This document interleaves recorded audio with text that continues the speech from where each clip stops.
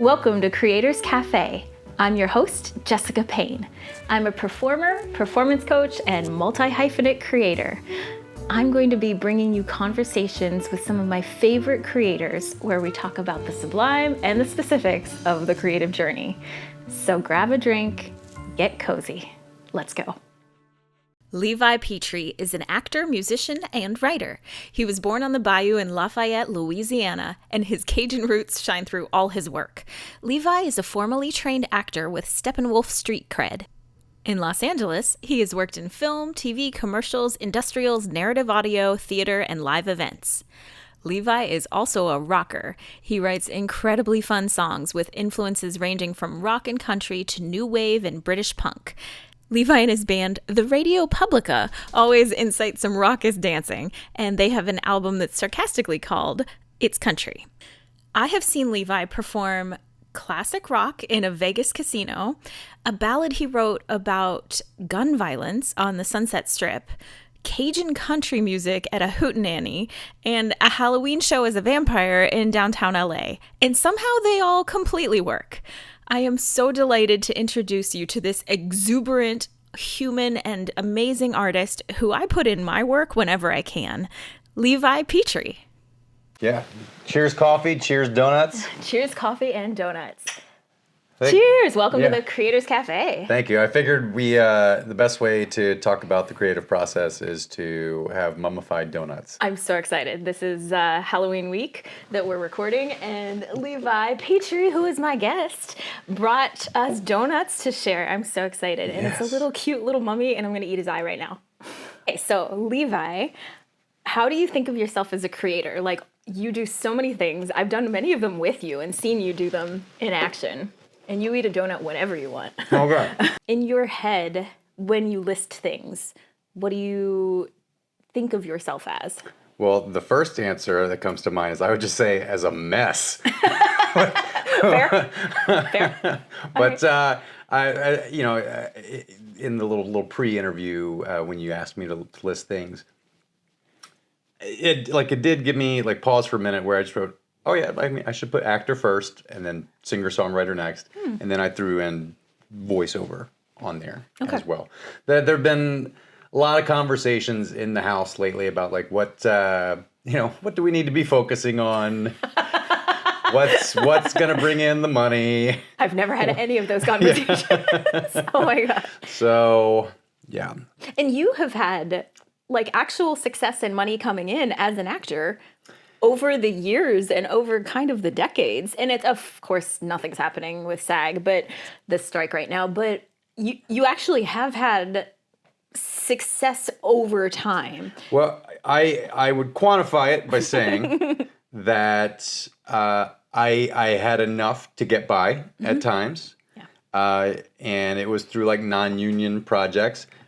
And I also had, for a lot of it, I was on my own. And didn't need to have a ton of money. I could get by with what little was coming in. Yeah. From there. Now I feel like the last couple of years have been a bit more dry, and something I know we'll get to, but I held out on joining SAG for the longest time because I was booking a lot of non-union stuff or non-equity stuff, and thought that I could continue to have that work out. But then, kind of before we got to the strike, I've been eligible for SAG for 12 years. Wow, that's a long time. Yeah, and I think maybe I was outsmarting myself about when is a good time to join. I'd been, I think, counseled by people, maybe given the advice, oh, now's not a good time. I wouldn't do it. There's, for people like us, it's not great. And I had kind of moved on from whatever agents or managers that I had. And so I was booking things on my own through the casting websites. And it was all non-union. But I kind of kept holding out for I'm just going to, I think I was just being a cheapskate and didn't want to put the money down to join SAG and make myself do it. So I was I'm just going to hold out until I book this job that pays for it. Yeah. And the problem with that is now, like, oh, well, you idiot. Like, you have to be going out for those jobs first. And if you don't have anybody putting you in the room for those, you're just kind of, cutting your legs in that off. middle time. Yeah, it's frustrating because I think that's the hardest time for us as actors is when you're ready to join, but you need the project to help pay for you to join. Yeah.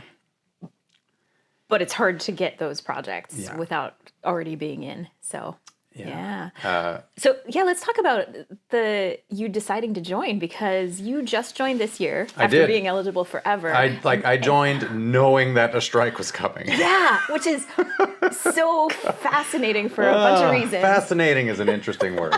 Interesting word to use. I admire it in the rebellious way. I will tell you,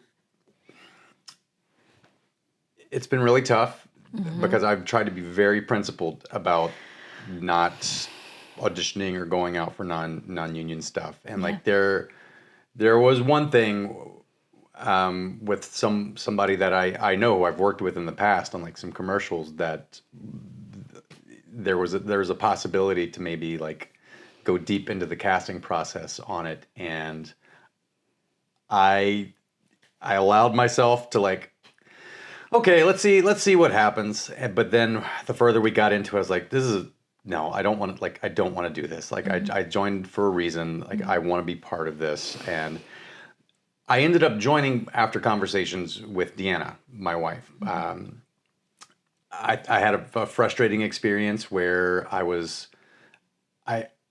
even in the age of Zoom, where you can schedule people within 10 to 15 minute windows, I had a callback for a Duracell commercial where I was in the waiting room for 2 hours, and I had to I missed a doctor's appointment, and it's like, what? Sorry, I was about to start cussing here. Welcome. It's like, what the fuck is this? Oh yeah. And that was, I remember having a similar experience to that like 10 years ago when I was in a casting office and was at a callback for 2 hours. I was like, no, never again. Not dealing with this. And so there was that. Deanna we were like, what have I been waiting for? It's, you move out here because you want to be part of this town, you want to be part of the community, and that's actually being involved with the union. It's a union town, and that's where the good jobs are, and they take care of you so you don't have to deal with bullshit like that. Yeah. So that's when I was like, oh yeah, I should have done this a long time ago, and I've probably just shot myself in the foot and maybe held myself back by not doing that. Unfortunately, probably just wasn't smart enough about it or talking to the right people to like have maybe have like a little coach on my side or like the little angel. It's like, no, you should do this. You're ready. Because like I always felt that like I can get in there and I can book these things, and obviously it's probably a little tougher. But having confidence in myself, like once I'm in there and like have the material to sink into, that's something I've always felt good about, and I feel like I can get in there and I can hold my own. But it does. I'm teaching myself to like not beat myself up about it anymore and just be like, we're here now, and everything that came before it was meeting people, having experiences that I am very happy that I had, and then we'll just use that going forward. Yeah, and you really do have a deep and rich resume from that time. It's just the flip side is you do have to put up with some of the unprofessionalism and the unknowing and the quality of the project. Yeah, I just part of the reason why I didn't want to join SAG and since joining SAG, even though we're on strike, is that like, well, now I'm back at the point where I don't have an agent or a manager, so I have to get that. And a couple of weeks ago, like I had a few meetings and ended up signing with someone, which was really, really awesome and exciting because the person that I went with, Joanne at Rage Talent, shout out. Yeah, Joanne. Like I got in a meeting with her and she's like, oh my God, yes, I watched your reels and I think you can do this and you can do that. And it's just the things that you want to hear. It's like, oh, somebody sees me and gets it in the way that I want to be seen. Hell yeah. And this person's going to be in my corner trying to book me work. That is exactly, I think, what we want. Yeah. And so I will say that I knew, and I've known the last few months, even though things are shut down and there was a strike, once it opened, needed to be signed with somebody because it's going to open the floodgates. And if I wasn't signed with anybody, I was going to be left behind by everybody else that's getting sent out. So that makes me okay with where we are right now, even though it's been 6 months of nothing. Nothing. Yes. Well, you used your time well. What did you do to get the agent that you think worked for you? I know you worked on your reels a lot. What else? Yes, I did. Thank you very much for your feedback. Oh yeah, happy to. They looked great. Thanks. And you know what? And that's all from non-union stuff that I've done. So you can get some good stuff there. Yeah. And I was proud of that. Yeah. I got it through asking friends for referrals because I sent out a bunch of stuff on my own, didn't hear anything. But having somebody who's with, a rep walk me in or send an email on my behalf, I heard back from multiple people that way who were like, let's take a meeting. Wow. So good. that's something that I always felt really funny about. But again, I give a lot of credit to Deanna for saying that's how you meet people. It's through that's how it's through the connections that you make. So well, and you earned them honestly over time too, working on projects. I think that's what I don't spend enough time telling myself. Yeah, I don't think it's interesting that you trust yourself in the room but not the path, because I think I struggle with the opposite. I think I am pretty good about strategizing things, but even though I know to trust myself in the room, I don't always. So I want to pick your brain on both sides. Well, can I say real quick? Yeah. That is the joining SAG thing. Yeah. That is something that I came to was that I kept putting it on myself. They're like, oh, I have to wait till I earn it. And then it was like, oh, wait. I earned it 12 years ago. You did earn it. You literally earned it.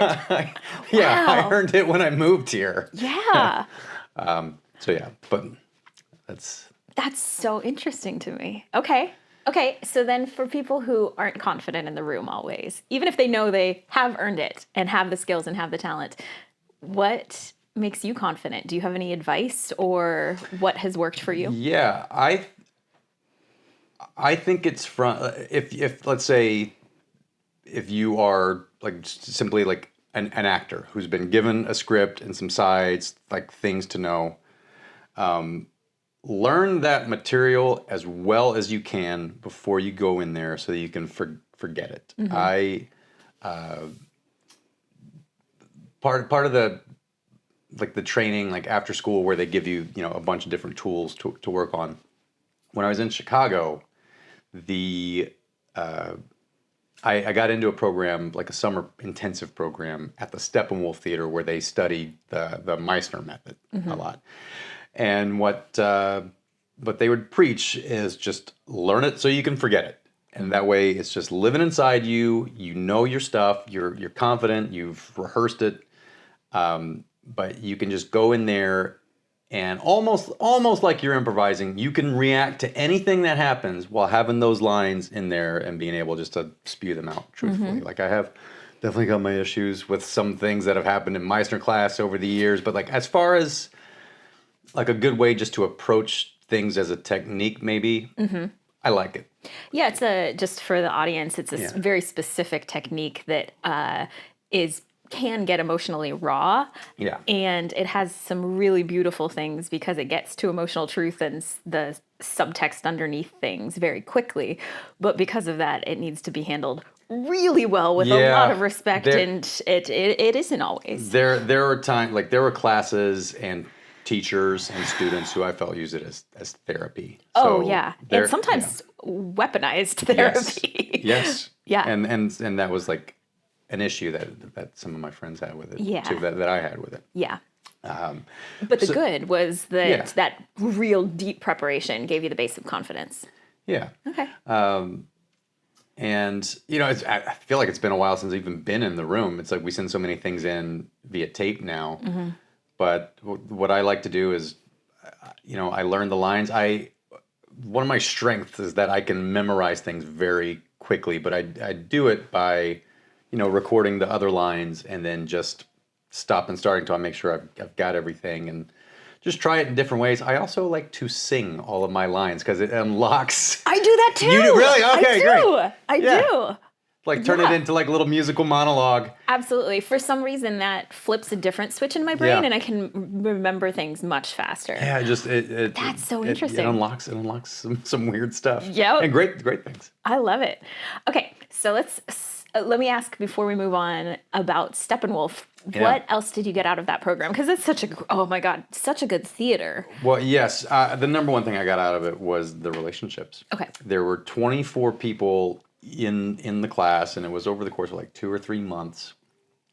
And 12 of those people, we ended up forming a theater company together afterwards, which is what happens a lot in Chicago, where people come together and they start their own like non-union black box theater. Mm-hmm. And it's a great scene for that in Chicago. Some of the best shows I've ever seen are in these tiny theaters in Chicago, being put on by people who.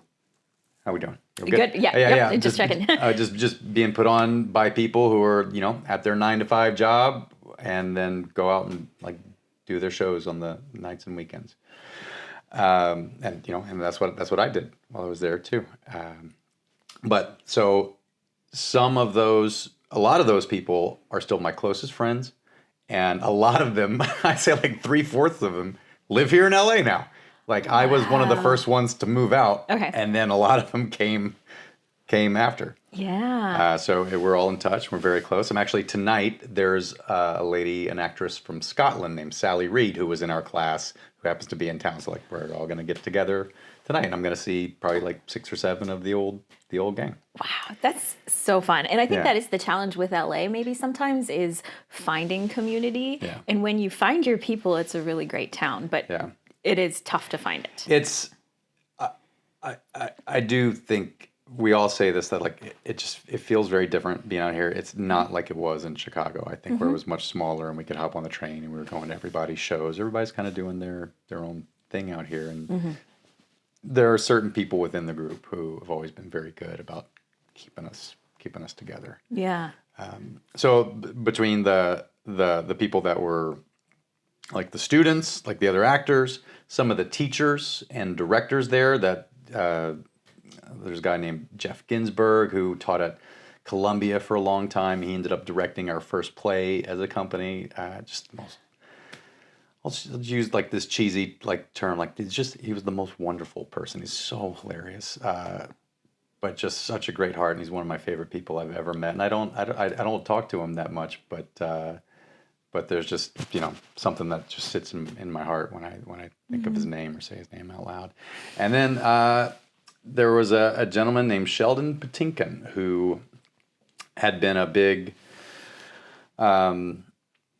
director and advisor for Steppenwolf throughout the years. He ran the Second City company in Chicago for a long time, and he was the chair at Columbia College there. And everybody kind of looked at him as a mentor, and he ended up directing one of our shows as well. But he was such a great man and known throughout the town and the community as being someone that you could, just kind of lean on to get you into shape. And also Sheldon was always a day early and wishing everybody a happy birthday on Facebook, something you could depend on. Really sweet. That's such a good, personal choice to just get out in front of something like that. Yeah. And it is, I think we're in a people business, but it's really cool to be able to look back and see the people that really affected us. And a lot of times it's that personal touch as much as anything. Yeah. And I should also, if I'm naming names, there's a lady named Monica Payne, who is she's a theater director, and she teaches at Tulane in New Orleans right now. Yeah. But she was like the assistant for the Meissner class while I was there in Chicago. Amy Morton was our teacher, and I didn't understand what the hell was going on with Meissner, like probably till we got like deeper into it, and then I continued to take Monica's class, and that's really the only Meissner class I've ever taken where I felt really comfortable with the teacher, and I felt like the teacher was really shaping us in how to work properly with it. Yeah. It is really powerful. It's just powerful in the good and the bad ways. Yeah. So let's talk about your creative process. So I know you as a singer and a songwriter as well as an actor. So I've gotten the pleasure and delight to do a cabaret with you. We did Delight at the End of the Tunnel. Yeah. And you were in my short film Rogue Tiger. Yeah. And played and sang in that. And you know that when we did the cabaret, that was really cool for me to do, because I had a song that had never done live, and I thought, well, this can only really, I think this would work as something different from what I ever get to do, and it'd be like a jazzier number, I guess. And so you had your friend playing piano, and he's like, yeah, I can totally do this. I was like, oh, cool. All right, that's the only time I've ever done it. Wow. Yeah. That's so cool. I'm so glad. That was a really special night for me. And Kyle D. Tarneski was the piano player. He composed the music for this podcast. Yeah, Kyle. Thank you, Kyle. Right. So yeah, and what I really appreciate about working with you is you have this really great blend of professionalism. Like, the work is going to be there, you're going to be on time, everything's going to be great, but you're also so laid back is not the right word, but flexible. You're just very real and flexible, and I don't know what it feels like from the inside, but you're great to work with on set and in person. Interesting timing, like you saying that to me, because I've got I don't play as many shows anymore, and so it's like there's so much that just goes into each musical show that's coming up, and I'm like, but I have a show Friday night, I have a show Saturday night with completely different set lists, and the one on Friday night's like a lot of our songs, my songs with the band, so we're used to those. But then Saturday night's like, I just wanted to throw a Halloween party because we love Halloween and we dress up and play the show in costume, and my attitude definitely, I think, comes from what I learned, like with the acting training, which is like, put some preparation in, and then you know what, whatever's gonna happen happens. Yeah. So just be prepared, and without going too far into it, like I had a rehearsal the other night where I was like, oh man, I wish we'd had more time to go over stuff, but at the same time, letting it go, and I spent yesterday like just kind of worrying about some things, and this morning part of like wanting to grab a donut is just, you know what, man, like it's time to do the shows, and I got family coming in, and I just need to be in a really good headspace and show up and put on a good performance and just trust that we're all going to do our job, and it's going to sound great, and we're all going to have fun. Yeah. At the end of the day, we're just having fun. Your shows are so fun. Yeah. I have to say, last year I went to your Halloween show, and that was the first time after my mom passed away that I was really truly having fun. Oh, man. And I'm getting a little misty because I just appreciate how you're able to both be real and very joyful, and I very much appreciate that. I'm glad that you had some fun and that meant something to you at that time, because I'll share something in a minute that like is somewhat related. Yeah. But also thank you for saying that to me. Sometimes it's just nice to hear like other people say that to you, so you can be reminded and feel something about yourself. Like, sometimes it's like, I don't know, like, thank you for having me on your podcast today and wanting to talk to me, because it's also like, why do you want to talk to me, Jessica? Like, what do you... I can only understand that because I might feel the same way with somebody else, but we met, I don't know, 15, 20 years ago, and we've actually gotten to do a lot of stuff together, and I've really enjoyed being in parallel with your career, but also getting to touch base and do things with you as well. And I admire you as an artist and a human. So of course I want you on here. Well, I will say, like, I pay you a similar compliment. The more, like, I've gotten to hang out with you and work with you on things, like, I realize, like, oh, like, you can kind of do everything. You're making all of this happen. You're a great producer and writer and actress and singer. So I have even more of an appreciation, especially like after we got to do like a little road trip to Vegas last year. That was so fun. Yeah, we got to sing together in Vegas with our friend SJ, Sarah Jessica Rhodes. So I have so much admiration and appreciation for what you are making happen. Thank you. Like, yeah, and I think it's, especially with the strike, I think it's really easy to get disheartened, and we're the people that are supposed to encourage others and bring others through life emotionally, and it's really hard sometimes to kind of keep buoying ourselves. So that's part of why I'm doing this, is just to remind us, like, it's worth it. It's hard as hell, but it's worth it. And like, I see you and I see your artistry, and it matters. And it mattered in a big moment in my life. Well, and that was like a fun Halloween show, and that is exactly what I needed. And you never know. Well, thank you, and that's all we're going for. And I had a similar experience a couple of months ago where, you've gone through profound grief, and it's hard to like kind of let any sunshine in or just feel real joy. And my friend Doug, who was, I think like my best friend out here. I feel very lucky that I have many close friends, but he was someone that I just, saw being like with me for the rest of my life, and us raising kids together, and like the person that I planned, like, oh, we're gonna go on a trip, Doug, you want to come? Like, let's do a vacation together. And he kind of came out of that Chicago friendship, Chicago connection as well. My friend Doug was someone that I just saw being in my life like for the rest of it, and he passed away very, very suddenly, and that happened on New Year's Eve, and it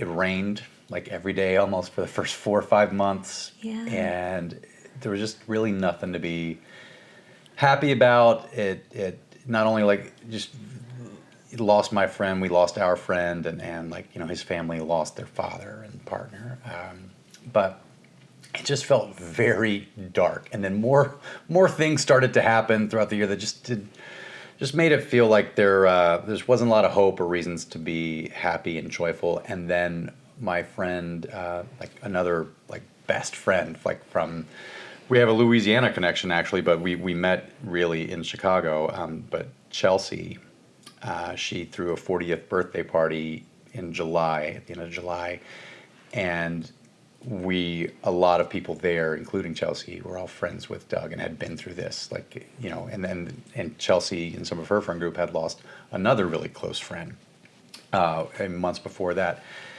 And it just felt like the first time in 6 or 7 months where we could just have this release, and we were able to be happy and to feel joy and promise. I think that's the thing you get robbed of, is just the promise of what life can be or is going to be. So I just want to say I appreciate you telling me that you've had a moment of joy that you really needed, after your mom passed away. Yeah. So that's important, and it's, I guess that's why like we do what we do, right? Like we want to give people something that they may need that night, or anytime they watch something you do or listen to something you do. Yeah. And I will always remember the picture of me, sitting in the booth in downtown LA, looking at you as a vampire singing Monster Mash, and it's those moments that kind of make this ridiculous path really worth it. God, It's also really great because, oh, God, we were meant to do that night because there wasn't anybody there. I felt like the show was for me. Was like, which is great. Yeah. It's so great. And a lot of times you have huge crowds. And so that one, I thought... Like, that's being generous. Yeah. Very, very enthusiastic. Well,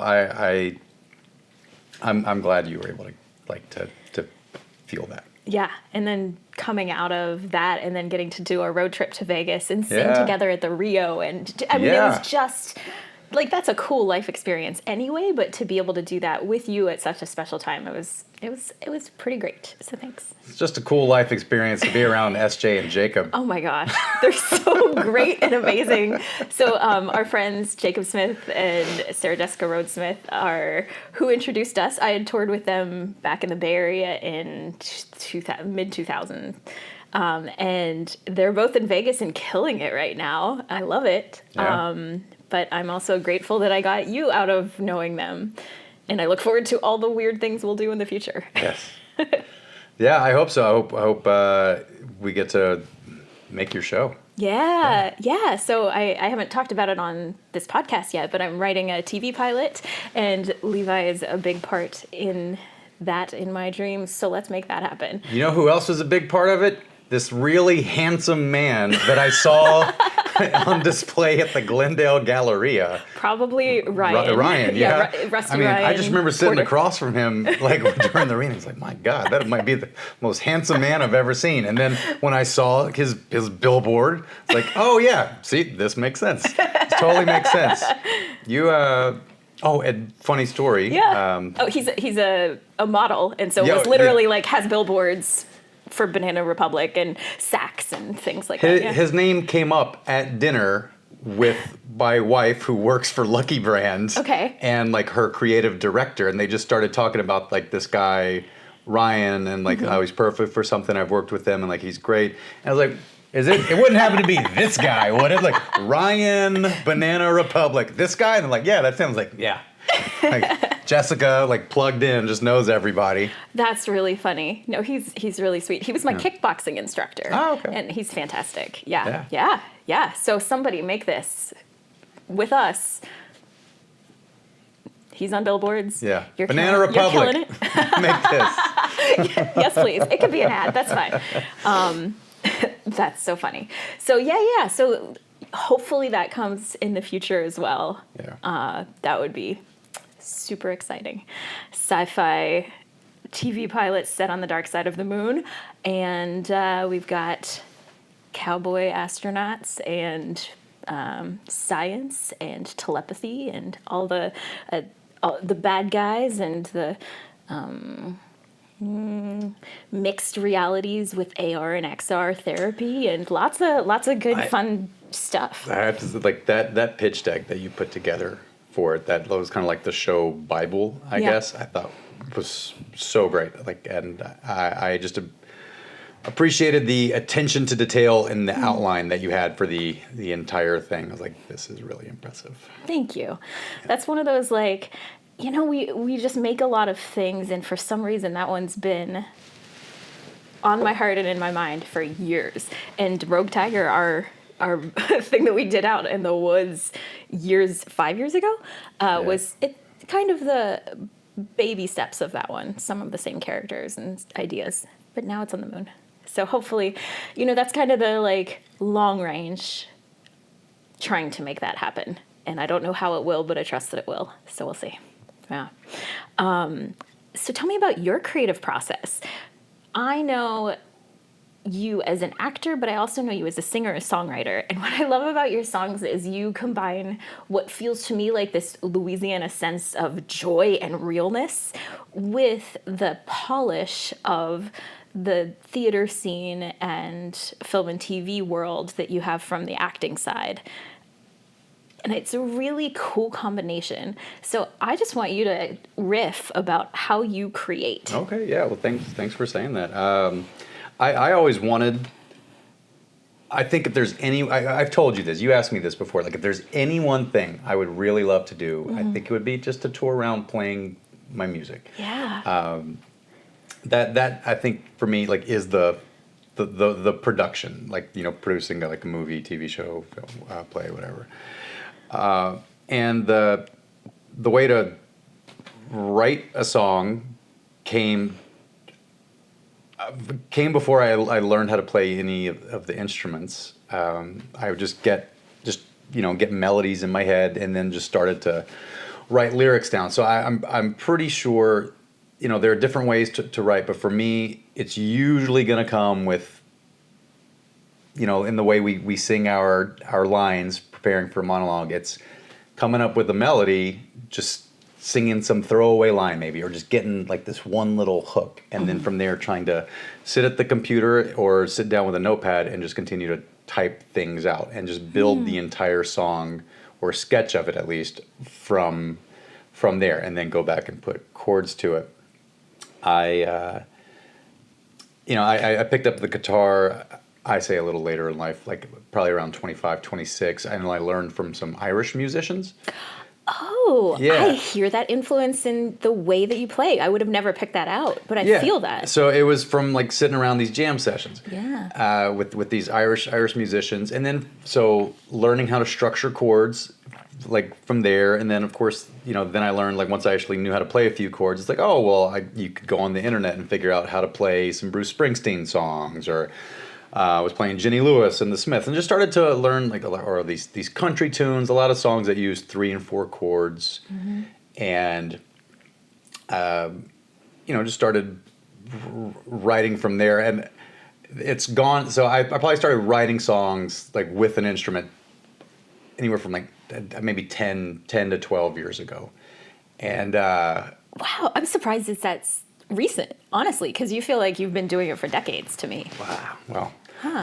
I'll just say thank you. That's cool. It sounds good. that way to you. Yeah, because I'm a classically trained musician, and so I'm used to kind of working with people that have started something when they were 5, and you have that same kind of confidence and ease with it. So that's great. Yeah, I think once the things I started writing, when I go back and listen to them now, it's like some very simple structures, but then there's also like some really just wild stuff in terms of like trying to do a bunch of different arrangements. So it goes from being very simple to like 1 or 2 songs that are like, what the hell is going on? Like, it's just way too much. And the last few years, I feel like I haven't written as much. Probably I'll go through spurts, and I usually just need to sit down and hammer it out. Like Neil Young had a quote about saying, like, didn't have any way to record it sometimes, like when I had this like song in my head, so I just had to sit there and just work it out until it came out. And sometimes I still have songs that are unfinished that have been there for 10, 12 years. Some, go back and finish every couple of years. Others, you can finish in 10 minutes to an hour, that are just, they're there. And they just come rolling out of you. Yeah. And there used to be things that maybe were inspired by whatever was happening in life, and that occasionally still happens, but for the most part, I think it's just coming up with a line and then letting your imagination run wild, and maybe you can pull some things that you observe from there. That's it's something I've always wondered about, because I think some people come at it from the Taylor Swift model of like, this happened, let me kind of explore and mine that. But this feels a little bit more like creative writing, where there's that idea and then you go off on it. And both are valid and both are powerful, but it's cool to hear the difference. I'll say I learned to play my guitar to like a couple of Taylor Swift songs too. Oh, like that's funny. then. Yeah, nice. Excellent. So do you write your music down like musical notation, or do you record it, or do you just remember it? No, I have a pretty good memory when it comes to like, once I come up with a lyric or like just a melody, at least. But I'll, thank the Lord for the voice memos on our phones. Yeah. And when, I have to I have to make these charts for the band, like when we're playing together. So I can put chords over certain things. I know how to do that. As far as like reading sheet music or being able to write sheet music, I can't really do that. I can through like a little bit of like the vocal training or musical theater, I have a little bit of knowledge of how to work the scales and move up and find my pitch and things like that. But no, I don't really know how to write. I wouldn't be able to. I would basically have to go the Danny Elfman route of composing, which is I can come up with the stuff and I just need, my friend here to be the one to actually lay everything out. Right, a professional arranger, basically. That's cool. Yeah. And I think that's cool for people to hear because you really are a talented musician and creator that way. And I think a lot of people who feel like they haven't had classical training or don't know how to write music don't even start because it feels like kind of like learning a new language or the gatekeeping of music. Whereas it's a pretty natural human expression. It is. You get close to that root this way. And so I started out learning how to play chords without knowing any music theory. Yeah. And I've picked some up over the years. But recently I started taking piano again and trying to do it in a way that starts with music theory. And even the most, the simplest of lessons there and things that I've learned are unlocking, things that I've been doing on the guitar for a long time without realizing it or like knowing what can be done. That's why it works systematically. Yeah. And anybody that I'm ever talking to who's like, oh God, I wish I could learn to sing or I wish I could, pick up a musical instrument. I said, it's so easy. You don't understand. Like, I wish I had done it when I was younger. Just learn a few chords. Yeah. Just practice it. You'll get there in no time. And I think that both of these are skills. I think people have talents, but both singing and playing an instrument are learned skills. Yeah. Like, you can sing. Yeah. You can all sing. Yes. Like, you can figure out how to, find your pitch, start in the right key. You can do it. I completely agree. Yeah. Like, I think there's so many people that see themselves on the outside of that when it's a human thing that we can all learn.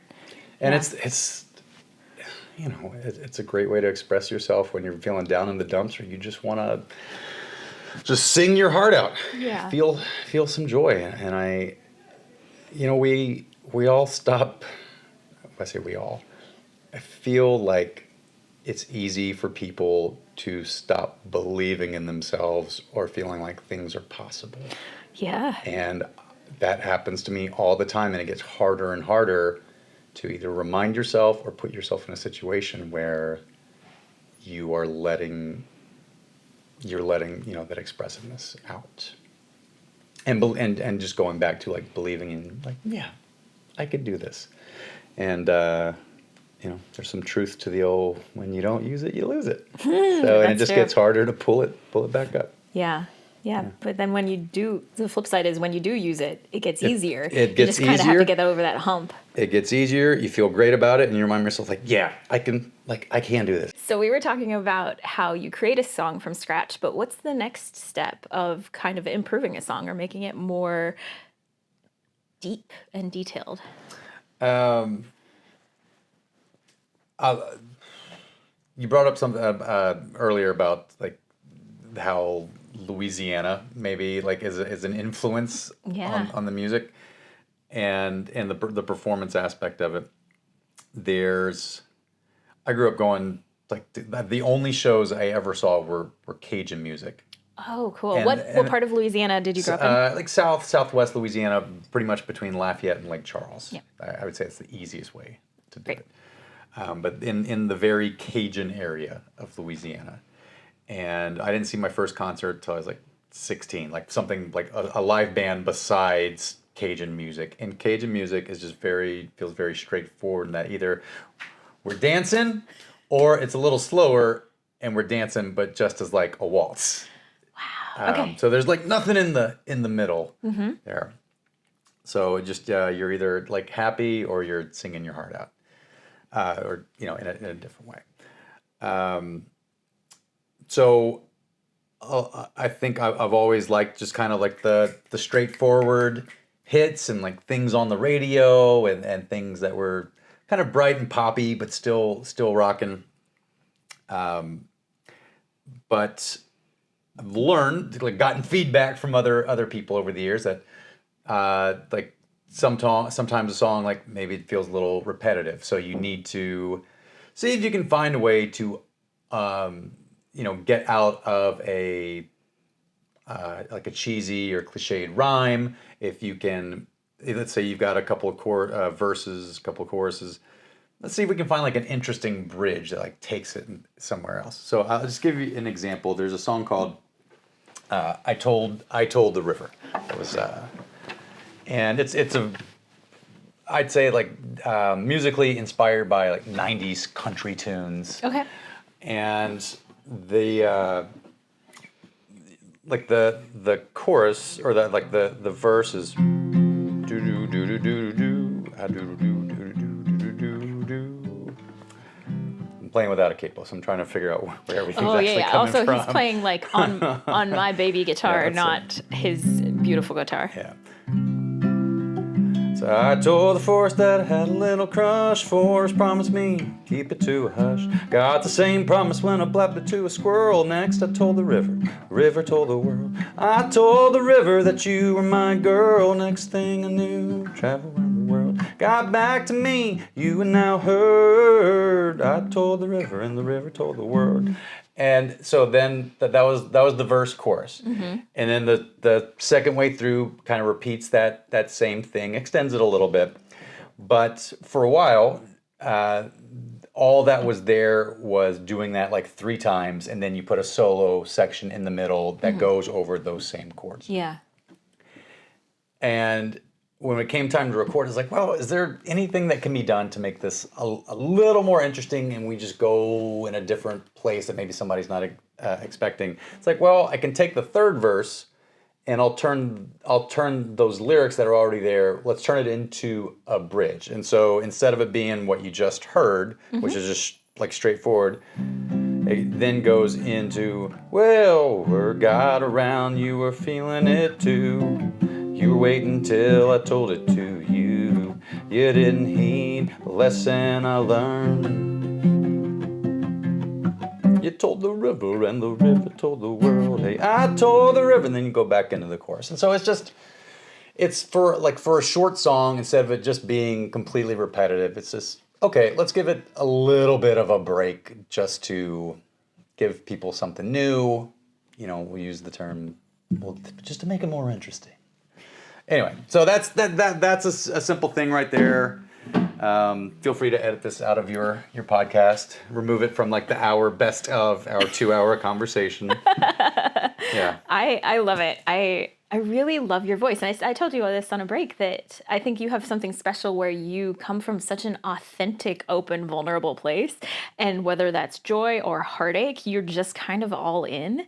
And you don't have the walls and filters that I think a lot of us put up, which has to be painful at times, but feels very real. And just, kind of sitting in the same space with you, like I feel it, and it's really powerful. And I think that comes across when you perform. Well, thank you very much. I don't always feel that and get that feedback from full band shows for some reason, and I don't know if it's because like people can't hear what's being said, or and I had Doug, who was talking about earlier, was always like, you need to make sure people can hear your lyrics or hear your voice. And I think some of it comes from the acting training, again, with maybe like with the Meissner stuff too. It's just, you got to put the truth out there, and sure. people will respond to that. Yeah, sure. And had a couple of experiences recently playing singer-songwriter nights again. Like we just sit in the round, or go up and have like a spotlight, where did like 3 songs all just kind of stripped down again, and the reaction was like the stuff that like, oh, okay, I'm not crazy. Like whoo, Yeah. all right, this stuff resonates with people, getting great feedback, great response. People are emotional right now. Yeah. So that's, I think I'm exploring right now, like, what is next. I've tried to make the rock and roll thing, work.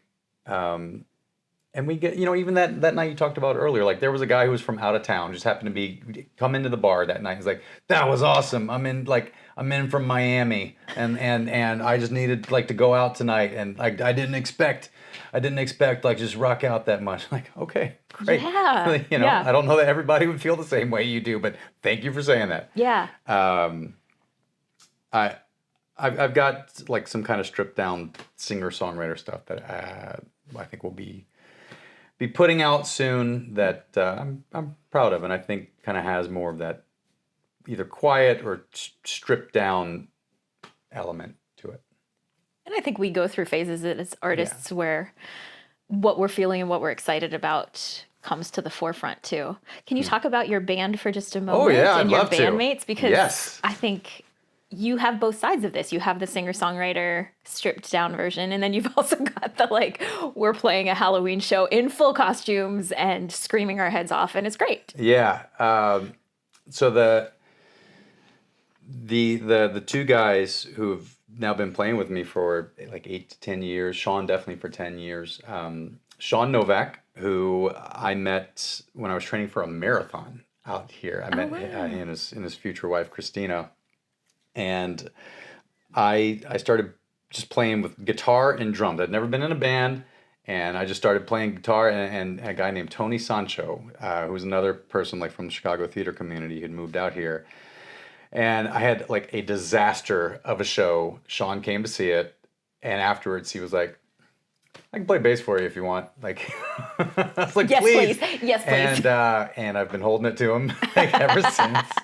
And then after Tony had left, I worked at I was interning at a rehearsal and recording studio in Culver City called Exposition Studios. And Chad was the manager, and he mixed some recordings that we had done. And then he came in and eventually started playing drums. And he's a great producer and engineer, like brilliant guy who is just great at everything. Yeah. And I love them both very much. And I had to send somebody like a promo clip of something the other day, and I saw there was a music video that we did like 7 years ago. Like 7 years ago. Oh my gosh. Like how have these guys still continued to play with me for this long? And like I don't know what reward they've gotten out of it. But we have a lot of fun. And I had a good conversation with Chad recently where, we're all at an age where we're in our late 30s, early 40s, trying to figure out like what's coming next. What should we be devoting our time to as individuals or with families? And, I thanked Chad, and I needed to tell this to Sean too, but like, just thank you for like giving and investing so much of yourself into this, like with me. And he said, hey, like I always told my wife, like, well, no matter what I do, I know that if I'm playing with Sean and Levi, at least I'm going to have fun. And I was like, that's okay. That's awesome to hear. And then Chad actually texted me yesterday, and he mentioned like 3 specific recordings and how he always felt one of them would have just slayed on Conan if we ever had a chance to perform it on that. And then like these latest 2 things we released on Spotify within the last year, how proud of him he was. I was like, yeah, man, like we actually we've done some things that I'm really proud of. Like we've done some great work together. And Sean is hilarious. Like there's a little bit of like Blink 182 banter that comes out when we're on stage, and like it's just so fun and a little jokey and inappropriate at times. And I've been fortunate to play with some really great people, even some like that aren't with us anymore. Like my friend John Salgado Jr. He played with us for a while, and I think did some really great stuff on the recordings that we have. And like unfortunately he passed away a little over a year ago. So like that's another thing that's very hard. I see his photo every day, and I think about I just remember having somebody like in my corner. Like no, John was very good about telling me that like he believed in what I was doing too. And we there was a period where we weren't playing together for a while. So I think about that a lot and what I could have done differently there. But anyway, I was very, very fortunate to get to play with him as well. So I think about him a lot. You've had a lot of loss in the last year, and it's been a tough one. So thank you for talking about that and being open to that, because it's real. Yeah, and yes, I don't know. I think it's losing Doug and losing John. It's a reminder that you only get, I think, so many connections probably like in this life that where people are going to see you in the way that you want to be seen, and you need to figure out how to appreciate that, make the most of it, give it back to them. And I don't know, it means making the relationships that you still have with people that are here, like making those stronger, and maybe making some amends to those you don't keep as in close contact anymore. Yeah, and just I think I see you be very purposeful with your time and energy, and I think that that's something that we probably hopefully get as we move through life. But I see it in you as a person and also in your art, and it's cool to see both happening simultaneously. Well, yeah, I think it's. I heard somebody say, "If you're still breathing, you're still growing." I hope so. Yeah, yeah. So yeah, there's the concept with plants too that if they're growing, they're doing well, and if not, then they're either dying or going into a deep rest phase. Yeah. So I like to ask people for a creator's challenge. If my audience, if you could challenge them to do one thing with what they already have in their house and doesn't cost anything, just to create something from nothing, what would you say? Yeah, I would say pick up your phone, because you can definitely, you can make a simple recording on your phone. Just come up with, let's say, 2 to 4 lines of a song that is one melody. La da da da da da da da, la da da da da da da da da, and then come up with another 2 to 4 lines that is like a pre-chorus or a chorus, and so go from that to da da da da da da da da da da da da da da da. Just like something that you can sing around the house to yourself, that you can turn into your own mantra, or just a fun thing to sing. It's so easy to turn anything into like recorded music these days. For Deanna has this song she sings to our dog like every night before we go to bed, which is cute. She goes, Betty by time, now it's time for Betty by time. And wouldn't you know it, there's a guy in Florida who can take that music and turn it into like a music box that you open and plays it in a do-do-do-do. Now I never have to get another Christmas present, because I got the ultimate Christmas present right there. Incredible. Okay, so the Creator's Challenge is to take your phone, come up with a melody, and... Yeah, basically 2 melodies that can somewhat fit together. Make sense together. Yeah. Okay, perfect. I love it. And then how can people find you online? What's the best way to follow you? Best way to follow would be probably on Instagram, under Levi Petree and the Radio Publica, levipetree.com. Great, and it's you can Levi, bug Jessica. Petree. Yes, please. Yes. Find me, follow me, and I'll update it in the show notes. Thank you so much, Levi. Oh my gosh! So high great. Five! There we go. I loved it. Yeah, You're I loved fantastic. it. Yeah. Join the community and share your creative challenges on Instagram and Facebook at Creators Cafe by Kika Labs. And also check out my website, kikalabs.com, KIKALABS.com, to sign up for the mailing list so you always know when a new podcast is released, and to check out my coaching and digital courses to help you be a more confident and joyful creator.